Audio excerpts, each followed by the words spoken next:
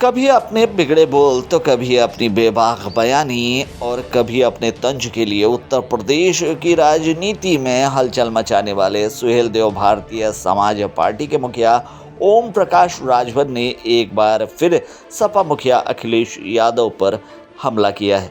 और ये जुबानी हमला अखिलेश यादव पर करते हुए सुबह सपा के मुखिया ने अखिलेश यादव को ये कहा है कि भागकर लौटी बहू की तरह अखिलेश यादव को अपने चाचा शिवपाल यादव पर भरोसा नहीं है। जी हाँ, सुहेलदेव भारतीय समाज पार्टी के मुखिया ओम प्रकाश राजभर जिस तरह से अपने बयानों को लेकर चर्चा में रहते हैं, वो अपने विरोधियों पर हमला बोलने का कोई मौका नहीं छोड़ते हैं। इसी कड़ी में उन्होंने फिर से समाजवादी पार्टी के मुखिया अखिलेश यादव और बदायूं से शिवपाल यादव के बेटे आदित्य यादव को चुनाव लड़वाने पर तंज कसा है। साथ ही सपा के मैनिफेस्टो पर भी सवाल उठाए हैं।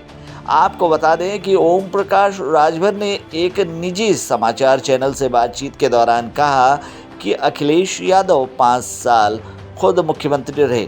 जब हाथ में पावर थी तो जातिवार जनगणना नहीं कराई।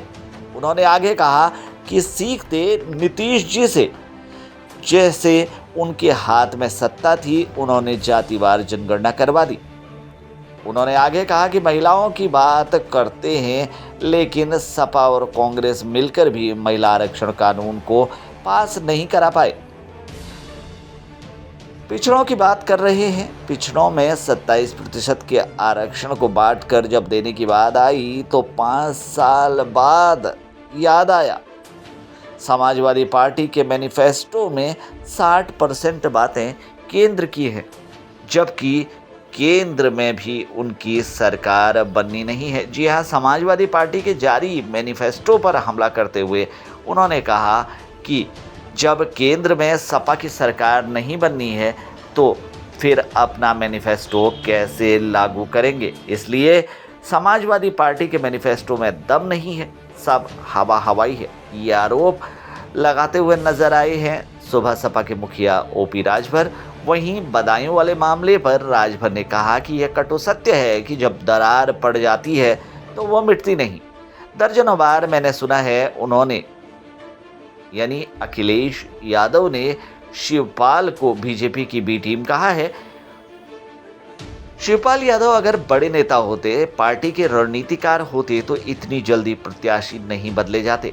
रणनीतिकार से सलाह कर लेते, बैठकर 100 बार सोचकर टिकट फाइनल करते कि इस सीट पर किसे लड़ाया जाए, हमारा प्रत्याशी मजबूती से चुनाव लड़ सके। लेकिन यहाँ रोज टिकट बदले जा रहे हैं। चाचा ने अपना ही टिकट बदल दिया, ये बात कहते हुए नजर आए हैं राजभर। वहीं राजभर की माने तो शिवपाल यादव तो अखिलेश यादव को अपरिपक्व नेता कहते थे। जब देश और प्रदेश में राजनीतिक गठजोड़ की राजनीति चल रही थी, ऐसे में जब छोटे छोटे दलों को जोड़कर सत्ता पाने की बात हो रही थी तो अखिलेश जी छोटे दलों को भगा रहे थे। वहीं अखिलेश यादव के पीडीए की बात पर उन्होंने कहा कि उसी पीडीए में चंद्रशेखर आजाद, ओम प्रकाश राजभर, दारा सिंह चौहान, संजय चौहान, पल्लवी पटेल, स्वामी प्रसाद मौर्य भी थे, लेकिन छोड़ गए ना। सुबह सभा के मुखिया ने अखिलेश पर तंज कसते हुए कहा कि पीडीए के लोगों को उन्होंने भगाया है, किसी ने उनको छोड़ा नहीं है। मैं गवाह हूं, उन्होंने बाकायदा चिट्ठी लिखकर मुझे तलाकनामा भिजवाया था और हमने उसे कबूल कर लिया। वही आगे उन्होंने कहा कि हम तो डूबेंगे सनम, तुमको भी ले डूबेंगे। ये बात अखिलेश यादव के ऊपर बिल्कुल सटीक बैठती है।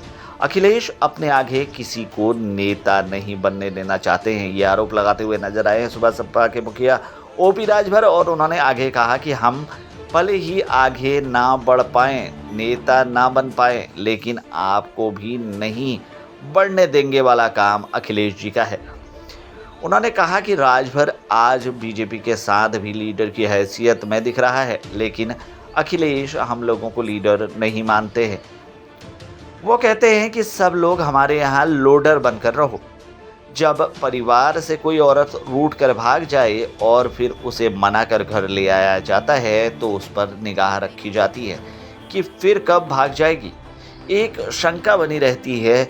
वहीं अखिलेश जी के दिमाग में भी शिवपाल जी को लेकर यही बैठा हुआ है कि कहीं शिवपाल जी बीजेपी के साथ ना हो लें। अखिलेश को शिवपाल पर भरोसा नहीं है। राजभर ने आगे कहा कि जिस भी महापुरुष को पढ़ें, सभी लोगों ने सामाजिक एकता और भाईचारे की बात कही है और सभी बातों का निचोड़ बाबा साहब अम्बेडकर ने संविधान में ऐसा पिरोया है कि अगर हमें आपको वोट देने की ताकत नहीं होती तो ये नेता ईद पर एक जगह नहीं होते। ये वोट की ताकत है जो ये नेता इकट्ठे एक जगह खड़े हो जाते हैं। राजनीति के बड़े बड़े पहलवान एक जगह इकट्ठा हो जाते हैं। तो ये कहकर उन्होंने अखिलेश यादव और अपने विरोधियों पर हमला बोला है और साथ ही सपा मुखिया पर बड़ा तंज कसा है। फिलहाल के लिए इस खबर में इतना ही। मां की खबरों के लिए बने रहिए हमारे साथ, देखते रहिए हमारे चैनल को, क्योंकि यहाँ मिलेंगे आपको तमाम बड़ी खबरें।